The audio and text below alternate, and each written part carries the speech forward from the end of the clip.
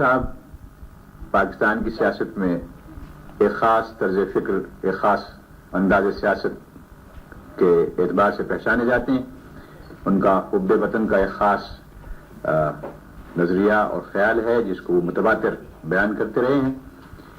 خان صاحب کی ابتدائی تعلیم پشاور میں ہوئی، اس کے بعد لندن میں اعلیٰ تعلیم کے لیے گئے، وہیں لندن اسکول آف اکنامکس سے BSc کیا، وہیں سے وکالت کا امتحان بھی پاس کیا. آپ کا سیاسی کیریئر کوئی 57-58 سال پر محیط ہے. اس عرصے میں سے 25 سال کا عرصہ کم و بیش آپ نے کانگریس کے ساتھ گزارا. پھر سن 45 میں آپ کانگریس چھوڑ کر مسلم لیگ کے ساتھ آ گئے.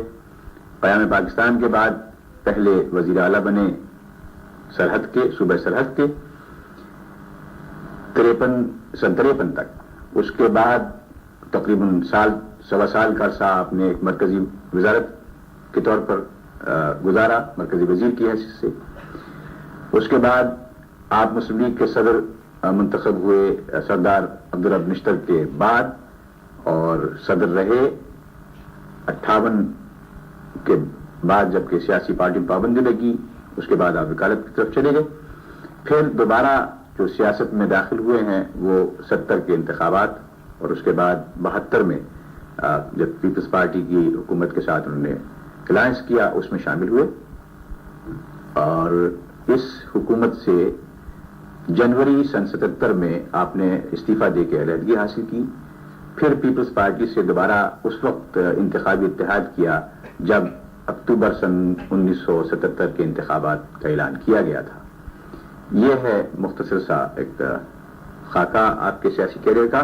خان صاحب، میں آپ سے پہلا سوال یہی کرنا چاہتا ہوں کہ آپ کہتے رہے ہیں روز اول سے کہ بعض لوگ جو پاکستان کے مخالف ہیں وہ پاکستان سے مخلص نہیں ہیں، اور صرف زبانی وہ کہتے رہتے ہیں کہ ہم پاکستان سے مخلص ہیں، اور جب تک وہ کوئی عملی ثبوت نہ دے دیں اس وقت تک ان کی بات کا اعتبار نہیں کیا جا سکتا.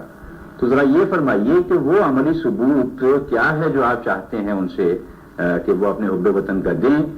سب سے پہلے تو یہ بات ہے کہ قیام پاکستان کی مخالفت کس نے کی تھی، اور بڑی شدت سے مخالفت کی تھی. اس میں یہ ریڈ شرٹس بھی تھے، جماعت اسلامی بھی تھی، نوابزادہ نصر اللہ بھی تھے، مفتی صاحب بھی تھے. ان سب لوگوں نے مخالفت کی قیام پاکستان کی. ان کا یہ نظریہ تھا کہ ہم اور ہندو ایک قوم ہیں. قائد اعظم کا یہ نظریہ تھا کہ ہم جدا جدا قومیں ہیں اور ہمارے لیے ایک علیحدہ مملکت چاہیے. تو اس مخالفت میں اس وقت کی موجودہ حالت یہ ہے کہ جہاں تک مفتی صاحب کا تعلق ہے، جہاں تک نوابزادہ نصر اللہ کا تعلق ہے، جماعت اسلامی کا تعلق ہے، وہ پاکستان کی متحدہ قومیت کو مانتے ہیں اور نظام مصطفیٰ چاہتے ہیں، اور ان کے خیالات اب وہی ہیں جو ہمارے ہیں. تو لہذا ان کے متعلق تو کوئی اعتراض نہیں ہو سکتا، اور ہم ان کے ساتھ ہر طرح سے تعاون کرنے کے لیے تیار ہیں. باقی NDP کے ساتھ ہماری کوئی ذاتی مخالفت نہیں ہے، لیکن NDP کے متعلق یہ کہنا کہ میں ان کو کہتا ہوں کہ یہ غدار ہیں اور دشمنان وطن ہیں، یہ تو ایک مقدمہ تھا جو کہ سپریم کورٹ میں گیا تھا. سپریم کورٹ کا فیصلہ موجود ہے جس میں انہوں نے واضح الفاظ میں کہہ دیا کہ انہوں نے قیام پاکستان کی شروع سے مخالفت کی تھی اور اب بھی کوئی انہوں نے اس میں کمی نہیں کی. وہ فیصلہ ہے. باقی اگر اب وہ بھی اپنے آپ کو PMA کا حصہ کہتے ہیں تو لہذا اور کوئی ان کے ساتھ میں نے کوئی ایسی بات نہیں کی کہ وہ ہے. لیکن بعض لوگ کہتے ہیں کہ پاکستان میں 4 قومیں رہتی ہیں. یہ غلط بات ہے. پاکستان میں ایک قوم رہتی ہے. جن لوگوں نے پاکستان کے قیام کی مخالفت کی تھی وہ کہتے تھے کہ پشاور کا مسلمان، مدراس کا ہندو ایک قوم ہے، اور راولپنڈی کا مسلمان اور کلکتہ کا ہندو ایک قوم ہے. آج وہ کس طرح کہتے ہیں کہ پاکستان میں جہاں کے سارے مسلمان ہیں، قرآن کے ماننے والے ہیں، ایک رسول کے ماننے والے ہیں، اور سارے نظام مصطفیٰ چاہتے ہیں، وہ کس طرح 4 قومیں ہو گئی؟ تو یہ چیز ہے جس کی ہم مخالفت کرتے ہیں کہ اب اس قسم کی باتیں نہیں ہونی چاہیے، ورنہ کوئی ذاتی مخالفت نہیں ہے، ہماری اس نظریے سے مخالفت ہے۔ خان صاحب، آپ زیادہ عرصہ صوبہ سرحد کی وزارت اعلیٰ کا آپ کر رہے ہیں، اور اس زمانے میں کچھ باتیں آپ کے بارے میں کہی جاتی رہی ہیں کہ صاحب ایک خوف و ہراس کی فضا تھی، اگرچہ اس زمانے میں جو آپ نے فرنٹیئر میں کام کیا ہے وہ بہت ابتدائی کام تھا، جاگیرداری کو آپ نے ختم کیا، جب تعلیم رائج کی فرنٹیئر علاقوں میں آپ نے بہت کام کیا ہے، ترقی ہوئی ہے، بجلی کا کام کیا، لیکن ایک بات جو ساتھ جس کی وجہ سے کہا جاتا ہے کہ سیاسی عدم استحکام پیدا ہوا، وہ کوئی ایک خاص فضا تھی جو صوبہ سرحد میں اس وقت آپ کے زمانے میں ہوئی تھی، خبرات کہہ لیجیے، تشدد کہہ لیجیے، اور مرد آہن بھی آپ کو اس لیے کہا جاتا رہا کہ آپ نے بڑے جبر کے ساتھ کچھ سیاسی قوتوں کو کچلنے کی کوشش بھی کی۔ اس کے متعلق کچھ فرمائیں مفتی اعظم؟ اس کے متعلق یہ ساری غلط فہمیاں پیدا کی جا رہی ہیں۔ میرے وقت میں جب تک میں چیف منسٹر تھا، اسمبلی تھی، ہماری اکثریت تھی اور اپوزیشن موجود تھی۔ جن لوگوں کو شروع میں جو پاکستان کے سخت مخالف تھے اور وہ بہت پریشان تھے اس ریفرینڈم کے فیصلے سے، ان کو اگر بعضوں کو گرفتار کیا گیا تو مرکزی حکومت کے مشورے سے کیا گیا، اور انہیں کہہ دیا گیا کہ آپ یہ لکھ کے دے دیں کہ ہم پاکستان کو تسلیم کرتے ہیں، آپ جیلوں سے نکل آئیں۔ تو بہتوں نے لکھ کے دیا، بعضوں نے لکھ کے نہیں دیا۔ تو اس وقت میں جتنے سرکاری ملازم تھے جو کہ نیب سے تعلق رکھتے تھے، ان کو میں نے بلوا کے کہا کہ اب آپ سرکاری ملازم ہیں، بے شک ووٹ دیں مسلم لیگ کے برخلاف، لیکن پالیسی آپ نے مسلم لیگ کی اگر چلائی تو آپ کو کوئی چھیڑ چھاڑ نہیں ہوگی۔ اور آج والا قصہ نہیں تھا کہ جو حکومت آتی ہے پہلے سب کا صفایا کرتی ہے، ہم نے کسی کو نہیں نکالا۔ تو یہ تو ایک محض پراپیگنڈا ہے۔ اس وقت اسمبلی بیٹھی رہتی تھی اور بے شمار تعمیری کام ہوا ہے۔ ایک سوال آپ سے پوچھنا چاہتا ہوں، آپ نے بھی کہا کہ جب ہم نے ان لوگوں کو پکڑوایا تو ان سے کہا کہ آپ لکھ کے دے دیجئے کہ ہم نے مخالفت ترک کر دی ہے تو آپ کو چھوڑ دیا جائے گا۔ اب یہ لوگ تو وہ ہیں کہ متعدد بار اسمبلیوں میں گئے ہیں، انہوں نے پاکستان سے وفاداری کا حلف اٹھایا ہے، 1 سے زیادہ مرتبہ اٹھایا ہے، 73 کے کانسٹیٹیوشن پہ انہوں نے دستخط کیے، اور اس سے پہلے بھی وہ اس کا اظہار کر چکے ہیں، اس کے باوجود آپ ان کے حب وطن پہ شک کا سوال، یہ تو بات کی باتیں ہیں نا کہ انہوں نے اسمبلی میں قسم اٹھائی اور یہ اٹھائی اور وہ اٹھائی۔ جب پاکستان بنا تو انہوں نے سخت مخالفت کی تھی ریفرینڈم میں، تو اس وقت جو پکڑے گئے تھے ان کو یہ آفر دیا گیا، بعد میں کسی سوال ہی نہیں اٹھا۔ خان صاحب، آپ پہ جو اعتراض کیا جاتا ہے وہ یہ کہ آپ نے اس دور میں سول لبرٹیز کو ختم کیا بڑی حد تک۔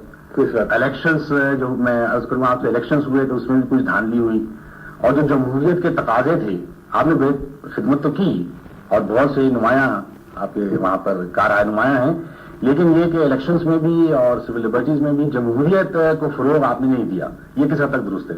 دیکھیے، جمہوریت کے متعلق تو یہ ہے کہ اسمبلی مستقل بیٹھتی تھی، 3 سیشن ہوتے تھے، اپوزیشن تھی۔ باقی الیکشن کے متعلق میں بڑا خوش ہوں کہ آپ نے یہ سوال کیا۔ سب سے پہلے یہ الزام لگایا گیا جب خواجہ ناظم الدین تھے پرائم منسٹر، جب میں کراچی چلا گیا سینٹرل گورنمنٹ میں تو غلام محمد صاحب نے میرے اوپر ایبڈو کا کیس چلایا جس میں کہ الیکشن کی ریگنگ کا چارج تھا۔ وہ ساری فائلیں انہوں نے منگوا کے ایک کمیشن بٹھایا، اس کے بعد انہوں نے فیصلہ دیا کہ یہ ریگنگ کا چارج غلط ہے۔ 105 صفحے کا فیصلہ ہے، میرے قبضے میں نہیں ہے، گورنمنٹ کے ریکارڈ میں ہوگا، اور جن لوگوں نے دعویٰ کیا ہے وہ جھوٹا ہے۔ اس کے بعد جب ایوب خان آئے مچھلی گھر میں الیکشن کر کے، تو انہوں نے ایک لا بنا دیا کہ جو لوگ کے پہلے ایبڈو سے بری ہو چکے ہیں ان پہ پھر نئے سر سے کیس چل سکتے ہیں۔ تو یہ تو ایک دفعہ جب فیصلہ ہو جائے اس کو نئے سر سے کھولنا تو کئی سالوں کے بعد، اور وہی چارج لگایا ریگنگ کا من جملوں کے لیے. تو میں نے ان کو لکھ کے دیا کہ یہ تھا غلام محمد صاحب کے وقت کا چارج, آپ کا چارج اس کی نقل ہے, یہ ہے ان کا فیصلہ. تو ایک دفعہ تو میں آنریبلی بری ہو چکا ہوں, اب میں عدالت میں پیش ہونا مناسب نہیں سمجھتا. انہوں نے پھر بھی ایبڈو کر دیا. جب مگر یہ جو فائرنگ کا قصہ ہوا بھاگا کہ آپ کے زمانے میں تو اس کا جوڈیشل فائنڈنگ ہے. جب ڈاکٹر خان صاحب فیڈرل گورنمنٹ میں 1 یونٹ میں چیف منسٹر تھے, اس وقت غفار خان صاحب نے یہ اعتراض دعویٰ کیا تھا کہ بابڑا میں زیادتی ہوئی ہے. انہوں نے مجھے ایز اے وٹنس طلب کیا اور خان صاحب کو کہا, غفار خان کو, کہ آپ کا گواہ حاضر ہے. کورٹ کھچا کھچ بھری ہوئی تھی, وہ بڑا ہال لاہور ہائی کورٹ کا, کہ آپ ان پہ سوال کر سکتے ہیں. تو انہوں نے مسکرا کے مجھے پشتو میں کہا کہ تاب آنے سے سوال نہ کہوں, آپ پر سوال میں نہیں کرتا. انہوں نے پھر کہا کہ آپ کا گواہ حاضر ہے, 3 دن تک آپ کریں سوال. تو خان صاحب نے سوال نہیں کیا. اس پہ ان کی ججمنٹ موجود ہے, PLD میں چھپ چکی ہے, مکمل ججمنٹ اس میں ہے, کمپلیٹلی ایگزانریٹنگ می. اور اس میں انہوں نے فائنڈنگ دیا ہے کہ جو فائرنگ ہوئی ہے وہ جسٹیفائڈ تھی, اور تمام ریکارڈ ڈاکٹر خان صاحب کی گورنمنٹ نے پیش کیا ہے, جو کہ غفار خان کے بھائی تھے. اور جو گورنمنٹ کا کونسل تھا, اسٹرینجلی انف, میں تو گورنمنٹ میں ہی تھا, اس سے سارا ریکارڈ تو میرے قبضے میں ہی تھا, وہ پیش کیا. تو اس میں فیصلہ موجود ہے, تقریباً 63 صفحے کا. کچھ عام تاثر اس زمانے میں یہ تھا کہ صاحب ایک خاص قسم کی فضا ضروری ہوتی ہے انتخابات کے فیئر ہونے کی, جسٹ ہونے کی. وہ یہ ہے کہ لوگوں کو سیاسی آزادی ہو پوری طرح. تو اس زمانے میں یہ تاثر تھا کہ صاحب آپ کے صوبے میں پوری مکمل سیاسی آزادی لوگوں کو حاصل نہیں تھی. اس لیے اگر دھاندلی نہ بھی ہوئی ہو الیکشن میں, تو جو پری الیکشن پیریڈ ہے, اگر اس میں وہ مناسب فضا موجود نہیں ہے تو اس کو بھی تو ناجائز طور پہ کہا جائے گا. یہ آپ کے جتنے مسئلے ہیں یہ اٹھے تھے اس میں غلام محمد صاحب کے سامنے.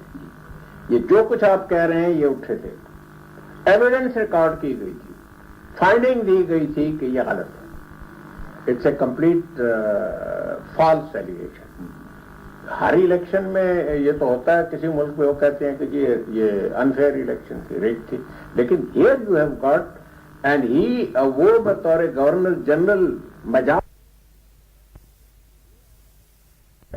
جو آپ نے پوائنٹ کہیں فضا کے اور ہوا کے, وہ سارے اس میں انہوں نے لے کے, شہادتیں لے کے, افسروں کی, لوگوں کی, انہوں نے فائنڈنگ دی تھی کہ یہ سب جھوٹے ہیں یہ, اور کمپلیٹلی مجھے انہوں نے بری ذمہ قرار دیا. جب آپ نے غلام محمد صاحب کا ذکر کیا, معاف کیجیے گا, تو ذرا اس کی وضاحت آپ فرما دیں کہ آپ وہاں فرنٹیئر میں اتنا مفید کام کر رہے تھے اور آپ نے بہت سی ریڈیکل چینجز کی تھیں, تو آپ ان کے دباؤ میں آ کر سینٹرل گورنمنٹ میں چلے گئے, اور خاص طور پر جبکہ جمہوریت یہ پہلا موقع تھا, یہ پہلا موقع تھا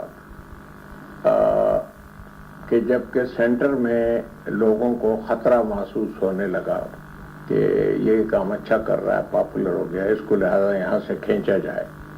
یہ پہلی وائلیشن تھی صوبائی خود مختاری کی, اور بالکل غلط فعل تھا. اور اس کو کوئی بھی, اسی لیے یہ اعتراض ہوتا ہے کہ کانسٹیٹیوشن میں تو صوبائی خود مختاری موجود ہے, لیکن اگر مرکز والے ایسی حرکتیں کرتے ہیں تو پھر وہ صوبائی خود مختاری بے معنی رہ جاتی ہے. سر سوال یہ ہے کہ آپ کو تو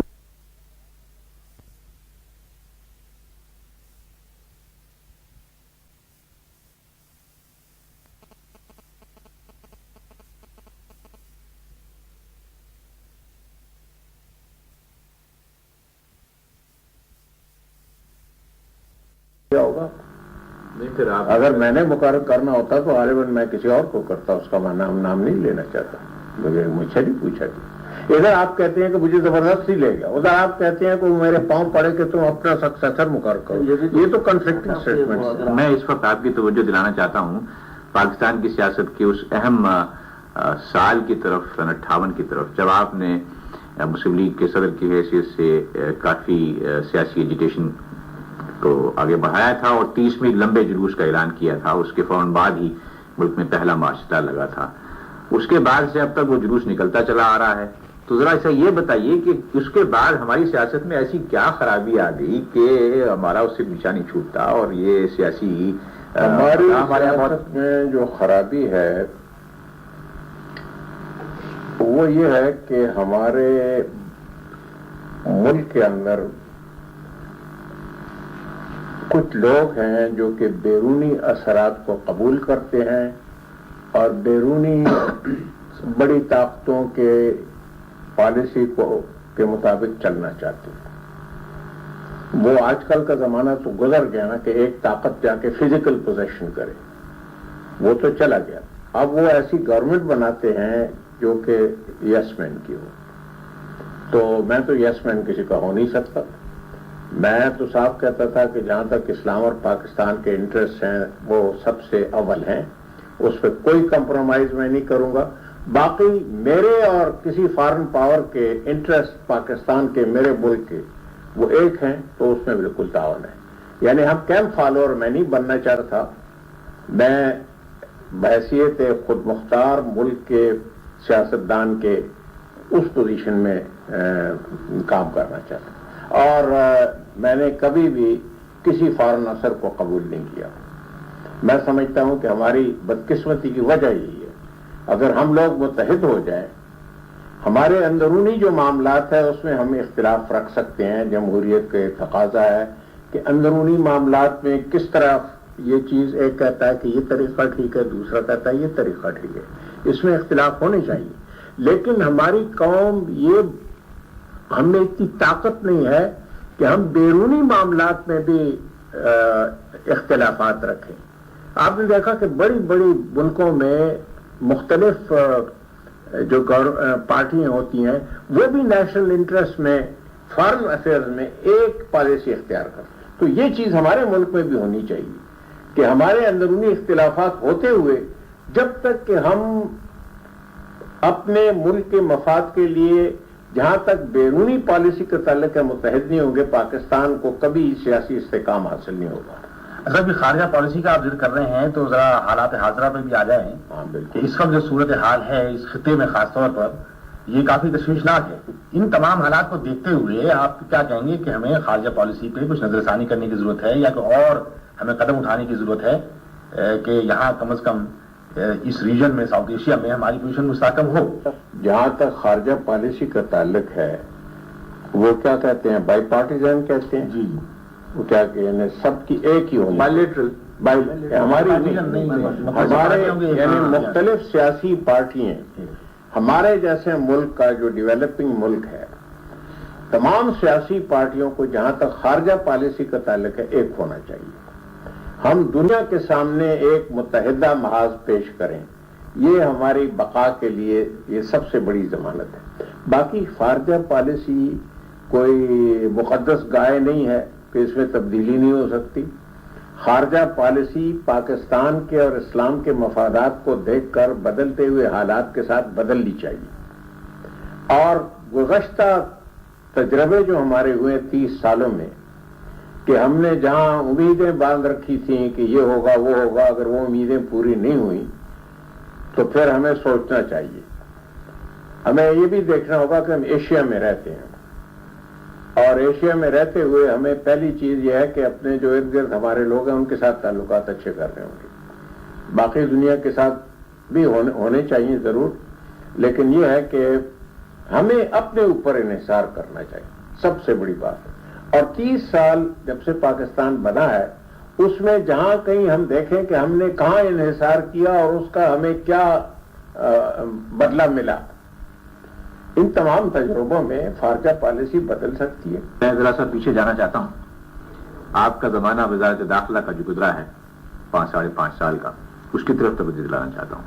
اس میں جو ابتدا اور آزمائش گزری اس ملک کے لوگوں پر، اس میں بہت بڑا حصہ ان اداروں کا تھا جو آپ کی وزارت سے براہ راست تعلق رکھتے تھے. آپ ان کے منسٹر انچارج بھی تھے. تو اور یہاں تک بھی ہوا اس میں کہ خود آپ کا جلسہ، منسٹر انچارج کا جلسہ کراچی میں مجھے یاد ہے، اس کو بے انتہا تشدد کے ساتھ اسے خراب کیا گیا اور اس میں آپ کے لیے بھی کافی پریشانی کی بات باعث ہوئی. آپ یہ بتائیں کہ آپ نے اس پورے زمانے میں ان چیزوں کو کیوں ٹالریٹ کیا؟ کیا اس وجہ سے کہ وہ اسٹائل اس سے کافی ملتا جلتا تھا جو آپ نے اپنے چیف منسٹری کے زمانے میں بھی اختیار کیا تھا؟ یہ بات نہیں کی. دیکھیے ہمارے اس منسٹری کے زمانے میں جتنے معاملات کابینہ کے سامنے آتے تھے وہ بالکل صاف اور ستھرے ہوتے تھے. اگر کابینہ سے باہر کو خفیہ کو کارروائی ہو رہی ہو اس کا ہمیں علم نہیں تھا. اگر میں ان چیزوں میں انوالو ہوتا تو یہ گورنمنٹ ضرور انہوں نے بھی تو چھان بین کی ہوگی نا, یہ بھی تو احتساب کر رہے ہیں, یہ احتساب کر لیں. تو جہاں تک میرا معاملہ ہے, جہاں تک میرا تعلق ہے وہ تو صاف ہے. ہمارے سامنے کیبنٹ میں کبھی ایسی بات نہیں آئی جو کہ خلاف قانون ہو یا ایسی ہو. اس کے بعد جو باہر معاملات ہوتے رہے ہیں وہ تو بات. لیکن صاحب یہ ایف ایس ایف کا بل تو آپ نے پیش کیا نا پارلیمنٹ میں, اور پھر ایف ایس ایف آپ کے تحت تھی. بطور وزیر داخلہ کے اگر آپ کو یہ تمام دیکھ رہے تھے کیا کچھ ہو رہا ہے تو آپ استعفیٰ دے سکتے تھے. آپ نے استعفیٰ دیا جا کے 77 میں. ہندوستان میں بھی ایف ایس ایف ہے, اس کا یہاں لا یہ ہے کہ صوبائی پولیس جب بے بس ہو جائے تو صوبائی حکومت مرکز سے مدد مانگتی ہے, کرمنل پروسیجر کوڈ کے نیچے بھی. اور نیئرسٹ کمانڈر آرمی کو کہیں کہ فوج بھیج دو تو وہ بھی بھیجے گا اور وہ میجسٹریٹ کے نیچے کام کرے گا. تو چونکہ ہماری افواج, ہماری سرحدات ہندوستان کے ساتھ ہیں, ایران کے ساتھ ہیں, افغانستان کے ساتھ ہیں, ہم نہیں چاہتے تھے کہ اصلی مقصد جو تھا, نیک مقصد وہ یہ تھا کہ فوج کو ہر وقت تک کھینچنا پڑے پولیس کی مدد کے لیے. اس کے لیے اور انسٹیٹیوشنز تھے, مثلا rangers, coast guard, Balochistan constabulary, frontier constabulary, frontier corps, Balochistan corps, یہ ساری سول آرم فورسز جو تھیں جب بلا لی جائیں, کوئی صوبہ لکھ کے دے, لا آرڈر صوبوں کے پاس ہوتا ہے, وہ لکھ کے جب دیں کہ ہمیں ضرورت ہے کہ آپ ہمیں سول آرم فورسز بھیجیں, ہم انکار انڈر دی لا نہیں کر سکتے.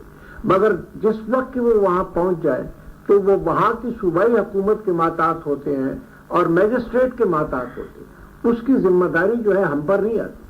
ہاں صاحب معاف کیجیے گا, یہ جو آپ قانونی حیثیت بتا رہے ہیں اس کی بات ہم نہیں کر رہے. آپ نے اس کو پائلٹ کیا, اس کے جواب میں اپوزیشن کی طرف سے جو خدشات ظاہر کیے گئے, ایک خدشہ صحیح ثابت ہوا. ہم آپ سے یہ پوچھ رہے ہیں کہ قانونی حیثیت کچھ بھی ہو, لیکن جو کچھ ملک میں ہو رہا تھا وہ تو آپ کے علم میں تھا. کیا وزیر داخلہ کی حیثیت سے آپ کوئی ذمہ داری اس کی محسوس نہیں کرتے تھے؟ اگر میرے اوپر ذمہ داری ہوتی تو آج میرے اوپر کیس بن رہا, جو سب کا احتساب ہو رہا. کیس بننے کی بات نہیں, کیوں نہیں, خاص انداز ہے. آپ کا سوال جو ہے, آپ تو مجھے ملزم بنا رہے ہیں, آپ مجھے ملزم بنا رہے ہیں.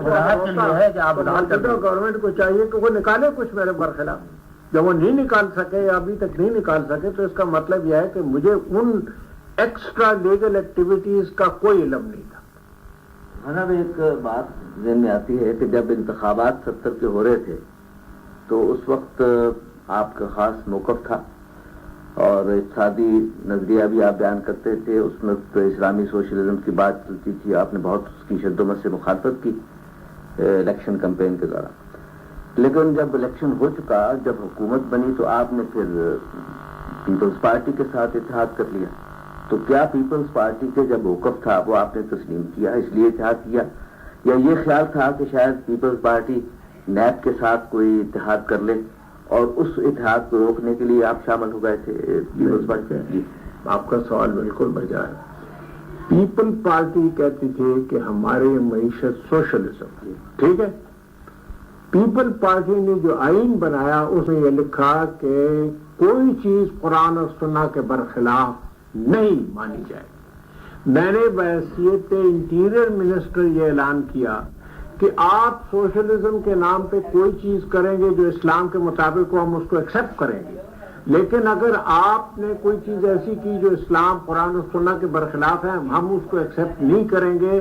ہم اس کو وائلیشن آف دی کانسٹیٹیوشن سمجھتے ہیں. اگر پتہ قانون ہوتی ہے آپ کی, میں تو پہلے کی بات کر رہا ہوں. کانسٹیٹیوشن آئین تو بعد میں بنا ہے نا. ان کا ایک مینیفیسٹو تھا جس میں بڑے واضح طور پہ چند باتیں کہی گئی تھیں, اور آپ کا بھی مینیفیسٹو تھا. اس کی مخالفت آپ نے الیکشن کے دوران اس مینیفیسٹو کی تھی. الگ طور پہ آپ نے الیکشن لڑا تھا, لیکن جب الیکشن میں جیت گئے حکومت بننے کی بات آئی تو پھر اس وقت تک تو آئین نہیں بنا. اس وقت تک تو بھٹو صاحب کا اپنا مینیفیسٹو ہی پہلے عارضی آئین نہیں تھا. جی پہلے عارضی آئین نہیں تھا. نہیں میں بات کر رہا ہوں, میں آپ سے پوچھتا ہوں, پہلے عارضی آئین تھا, اس میں بھی قرآن و سنت تھا. الائنس کے وقت بھی عارضی آئین تھا کہ قرآن اور سنت کے برخلاف کوئی چیز نہیں ہوگی. جب سے پاکستان بنا ہے آبجیکٹو ریزولوشن میں یہ بات آئی ہے کہ کوئی چیز قرآن اور سنت کے برخلاف نہیں ہوگی. تو پارٹیز میں کولیشن ہوتی ہے, ہم نے اپنی پارٹی کو مرج نہیں کیا تھا. اور اگر کوئی فعل ایسا ہوتا ہے جو قرآن کے برخلاف ہوتا نہیں, میں نے تو صاف کہہ دیا تھا کہ بٹو صاحب you are violating the constitution. جب آپ ایڈوکیٹ کرتے ہیں سوشلزم, یا تو آپ سیدھی طرح کانسٹیٹیوشن کو چینج کریں اور کہیں کہ اسلام اور سنت کو ہم ہٹا کے سوشلزم لا رہے ہیں. جی ہاں, مگر صاحب وہ اس میں اب کہا جاتا ہے کہ دیکھیے نا, کچھ پارٹیوں کو تو ختم کیا گیا تشدد کے ساتھ, اور بعض پارٹیوں کو ختم کیا گیا. آپ کے بارے میں نہیں کہہ رہا ہوں, میں گزشتہ چند سالوں کے بارے میں عرض کر رہا ہوں کہ بعض پارٹیوں کو تو بین کر دیا گیا, اور مثلا نیب کو بین کر دیا گیا. نیب کو بین کیا گیا, ٹھیک ہے, آپ ذرا سمجھنے کی کوشش کریں نا.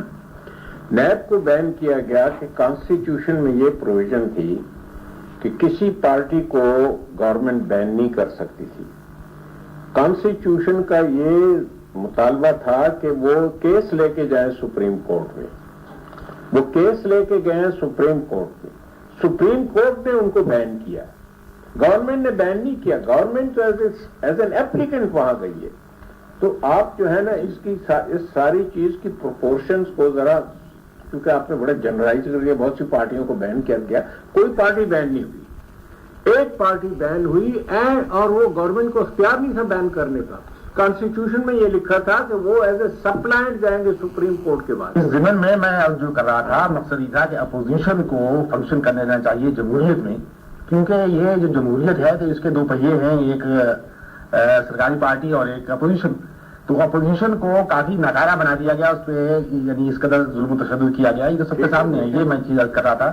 تو اس لحاظ سے آپ نے بھٹو صاحب کے ساتھ اقتدار میں شامل تھے, آپ نے ان کو یہ سمجھانے کی کوشش کی کہ صاحب یہ جمہوریت کے فروغ کے خلاف. آپ مجھے بتا سکتے ہیں ایک انسٹنس سوائے 2 کیسز کے جہاں انٹیریئر منسٹری نے کسی کو ڈی پی آر میں ڈیٹین کیا ہو؟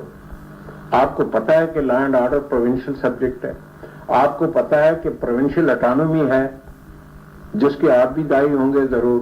تو اگر پروونشل گورنمنٹ غلط کام کرتی تھی, آپ نے اگر اسمبلی کے پروسیڈنگز واچ کی ہوں تو سینکڑوں ایڈجرنمنٹ موشنز یہاں موو ہوئی ہیں, اس میں سے ایک بھی یہ نہیں تھی کہ فیڈرل گورنمنٹ نے غلط آرڈر کیا ہے. وہ چونکہ پروونشل گورنمنٹ کے وہ آرڈرز ہوتے تھے, اس لیے اسپیکر اس کو رول آؤٹ کرتا تھا کہ یہ فورم نہیں ہے ان چیزوں کو ایجیٹیٹ کرنے کا. اگر کوئی تشدد ہوا ہے وہاں تو پروونسز میں ہوا ہے, سینٹر میں سوائے ایک ریفرنس کے جو کہ سپریم کورٹ کو گئی ہے, سپریم کورٹ نے ایکسپٹ کیا اس کو, اور کوئی مثال آپ نہیں بتا سکتے. اور میں تو قرآن اور سنت کا ذکر کیا ڈیٹین کرنے کے برخلاف تھا. آپ نے قرآن اور سنت کا بھی ذکر کیا تھا کہ قرارداد مقاصد میں بھی بات شامل تھی, دستور میں بھی تھی.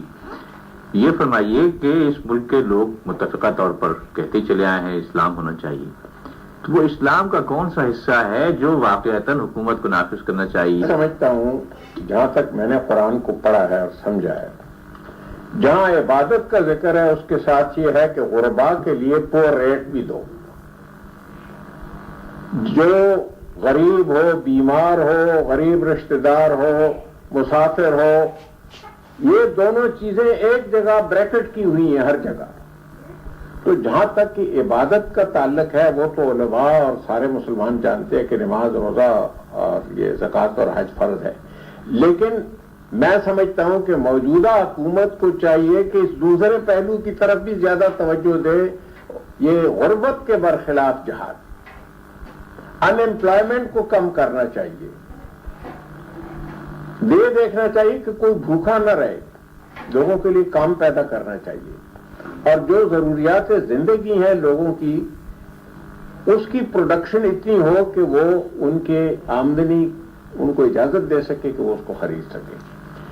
اب زیادہ ایمفیسس جو ہے وہ عبادات کی طرف تو ہے, ٹھیک ہے, مجھے تو اس پہ اعتراض نہیں, لیکن میں تو جہاں تک پڑھتا ہوں اللہ تعالیٰ فرماتا ہے کہ یہ تمہاری جو آمدنی ہے اس میں تم صرف اتنے کے حقدار ہو جو کہ جائز طور پہ تم خرچ سکتے ہو، باقی مجھے قرضہ دو، یہ غریبوں کے لیے ہے۔ یہ ایبسٹریکٹ پرنسپلز تو گرائے جاتے رہے ہمیشہ سے کہ ایسا ہونا چاہیے اور غربت کا خاتمہ ہونا چاہیے، لیکن سوال یہ پیدا ہوتا ہے کہ پاکستان بننے سے پہلے بھی آپ مسلم لیگ کے ایک نامور لیڈر تھے، پاکستان کا اقتصادی ڈھانچہ کیا ہوگا کہ اس پہ غور کیا گیا، یا اس کے بعد آپ برسر اقتدار رہے ہیں تو کیا اس پہ سوچا گیا کہ یہاں دولت کی مساوی تقسیم کس طرح ہو، یا کوئی پالیسی فریم بنایا گیا جس سے غربت ختم ہو اور یہاں پر ایک منصفانہ نظام ہو؟ کیا آپ اس بات کے قائل ہیں کہ جسٹیسیبل رائٹ آف امپلائمنٹ دینا چاہیے؟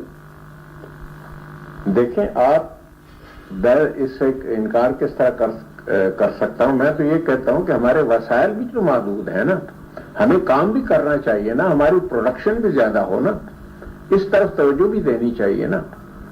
یعنی سرمایہ دار جو ہے وہ خود غرضی نہ کرے، مزدور جو ہے محنت سے کام کرے، زیادہ چیزیں پروڈیوس کرے، باقی جو کرپشن آ گئی ہے بیچ میں، یہ کرپشن جو ہے یہ کھا رہی ہے سب چیز۔ تو کرپشن کے لیے تو سب سے لعنت جو ہے کرپشن پر کی گئی ہے، کرپشن ان دی لینڈ قرآن میں کی گئی ہے۔ تو یہ ہے کہ اس کی طرح یہ مسئلہ کوئی جادو کی چھڑی سے حل نہیں ہو سکتا، اس کے لیے ایمانداری سے مسلسل کوشش کرنی پڑتی ہے، اور ہر گورنمنٹ کو چاہیے کہ اس کے لیے کوشش کرے۔ سب سے پہلے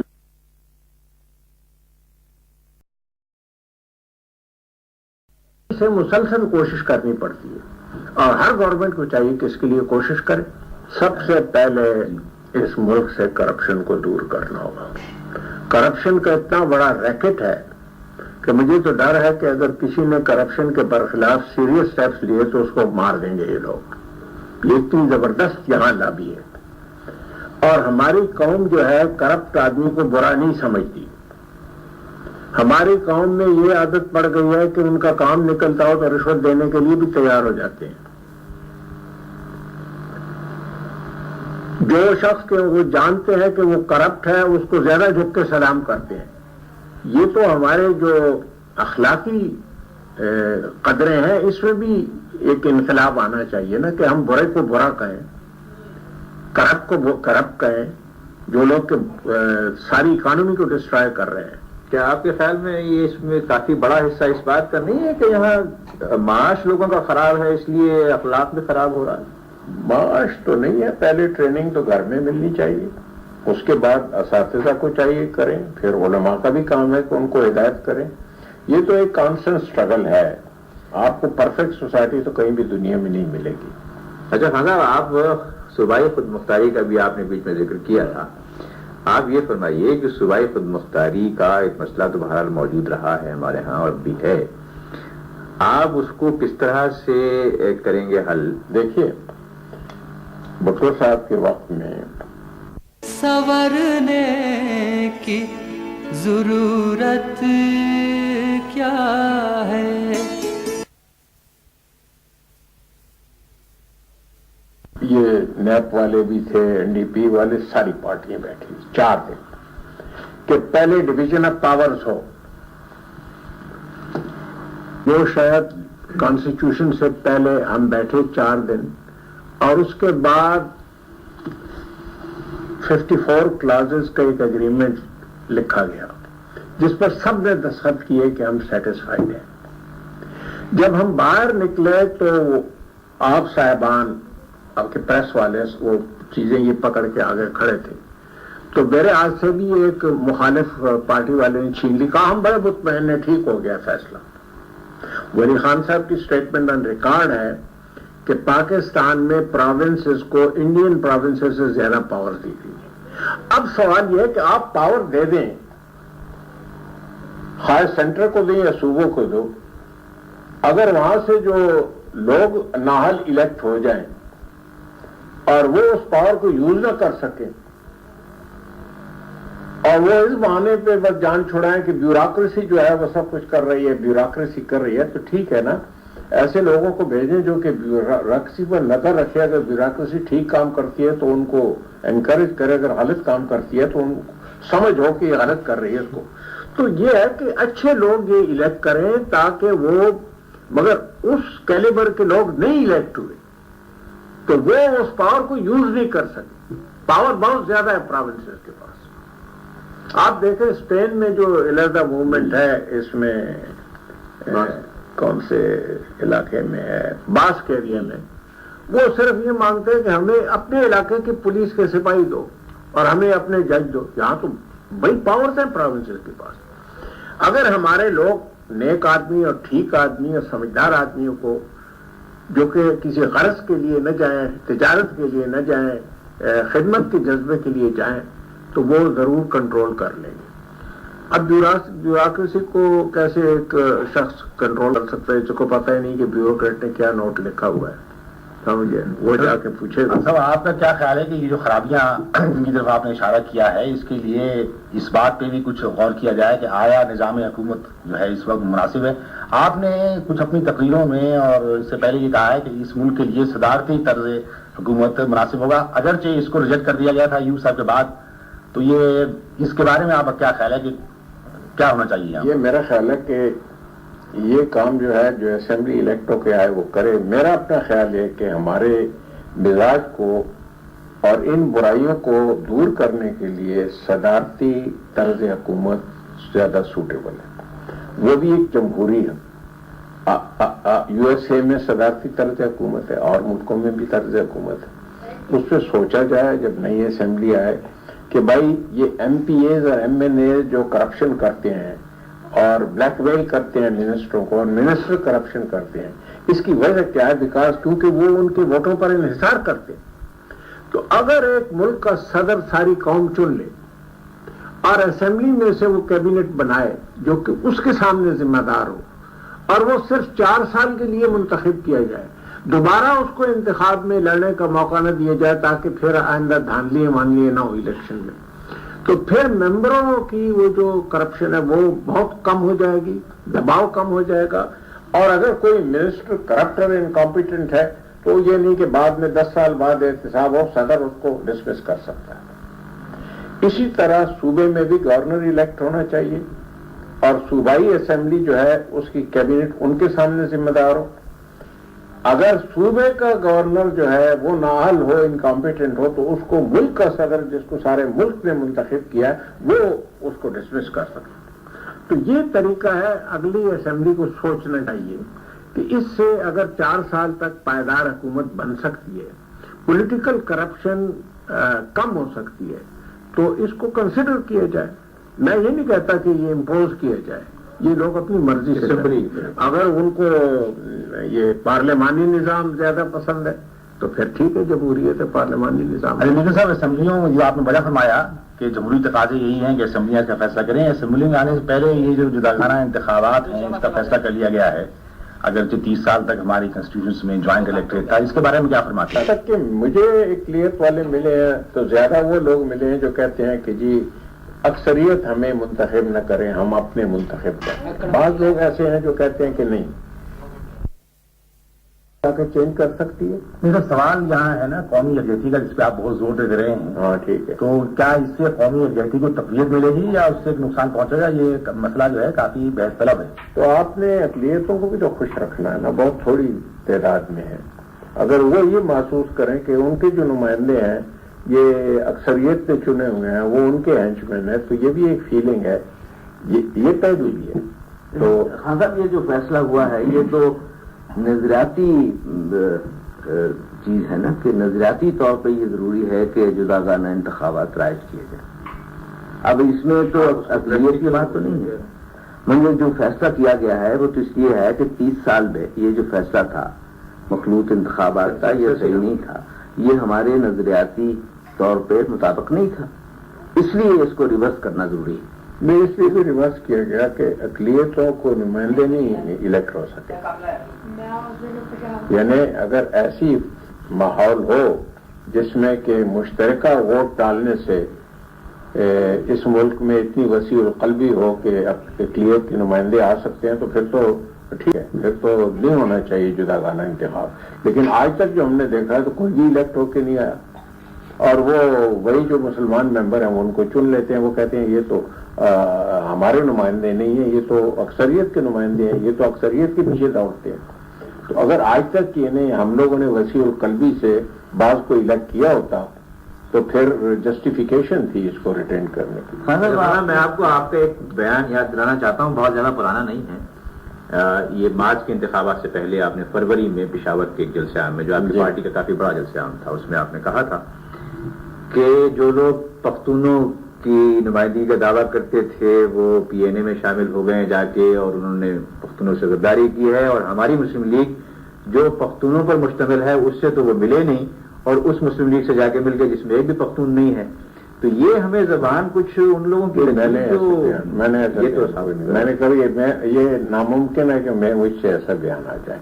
میں نے آج تک کبھی پیروکیلزم یا یہ چیز ہے, اخباروں میں بعض جگہ بعض دفعہ غلط بیان چھاپ دیتے ہیں, پھر بعد میں جب ہم انہیں کوستے ہیں تو پھر اس کی تردید نہیں کرتے, اور کرتے ہیں تو اندر کے صفحے میں کہیں کر دیتے ہیں. تو وہ جو پہلا ہے وہ گاسپل ٹروتھ سمجھا جاتا ہے. نہیں, میں سب میں ناممکن ہے کہ میری زبان سے ایک آپ کی توجہ آپ کے اور بیان کی طرف دلانا چاہتا ہوں, میرا خیال درستی ہوگا شاید. یہ ہے انتخابات کے بارے میں. آپ نے فرمایا ہے کہ جب تک مثبت نتائج پیدا ہونے کی توقع نہ ہو تو یہ انتخابات کی جو ایکسرسائز ہے یہ شاید درست نہیں ہے. میں الفاظ تو صحیح مجھے معلوم نہیں ہے. ٹھیک ہے, تو وہ مثبت نتائج کی وضاحت آپ فرما دیں کہ کیا ہے. میں چاہتا ہوں کہ انتخاب ہو, اور میری خواہش ہے کہ اکتوبر اگلے سال تک ضرور ہو جائے. خواہ مثبت نتائج نکلتے ہیں یا نہیں نکلتے, انتخابات ہونے چاہیے, لیکن اس کے لیے پارٹیوں کی تعداد کم ہونی چاہیے, سمجھیے. اور اگر چھوٹے چھوٹے سپلنٹر گروپس آ جائیں اور سارا ملک انتخاب کے چکر میں بھی گزر جائے, اور اس کے بعد ایک گورنمنٹ بن جائے جو کہ 2 مہینے کے بعد ٹوٹ جائے, تو پھر آرمی کو آنا پڑے گا. کیوں صاحب, دوبارہ انتخاب کرا دیں؟ اچھا, دوبارہ انتخاب کرایا جائے, ٹھیک ہے, بالکل بالکل, دوبارہ کیا جائے, 12 کیا جائے, 4-12 کیا جائے, مجھے اس پر کوئی اعتراض نہیں.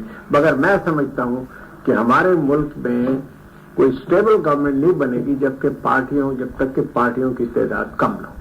اچھا, ایک آخری سوال میں آپ سے ضرور کرنا چاہوں گا. یہ آخری ہے؟ نہیں جی, میں کر رہا ہوں کہ آپ سے اس پہ گفتگو ہو رہی تھی کہ کچھ ملک میں جس وقت فضا ہے انتخابات کے بارے میں غیر یقینی جو صورت ہے یا دوسرے حالات ہیں اقتصادی, تو کچھ لوگوں کو اپنے مستقبل کے بارے میں بڑے خدشات نظر آ رہے ہیں. من حیث القوم کچھ خود اعتمادی جو ہے ختم ہوتی جا رہی ہے. اس کے بعد یہ کیا وجہ ہے اس کی؟ یہ تو میرا خیال ہے کہ ہمارے جو بیرونی دشمن ہیں وہ بعض لوگوں کے ذریعے سے اخبارات میں تو یہ باتیں نہیں دیتے, لیکن ایک وسپرنگ کیمپین کرتے ہیں کہ یہ پاکستان جو ہے یہ خدا نخواستہ نہیں رہے گا, تو گورنمنٹ کو چاہیے کہ ان کو ٹریس کرے. میرا تو ایمان ہے کہ پاکستان رہے گا انشاءاللہ, اور قائم رہے گا, اور کوئی بھی نہیں آ سکتا ہم پر, اور ہم اپنا دفاع کرنے کے بھی قابل ہیں, اور کوئی ہمیں ہڑپ نہیں کر سکتا. لیکن یہ ہے کہ لوگ ہیں ایسے بعض لوگ جو وسپرنگ کیمپین کرتے ہیں, اور بڑے طریقے سے یہ تو موجودہ فوجی حکومت کا کام ہے کہ ان لوگوں کو ٹریس کرے, کیونکہ اس قسم کی باتیں کہ پاکستان یعنی وہ گھروں میں جا کے کہنا کہ پاکستان کا وجود خطرے میں ہے, یہ اس قسم کی باتیں روکنی چاہیے. بہت بہت شکریہ. مصطفیٰ ہو تو اگر قائد اعظم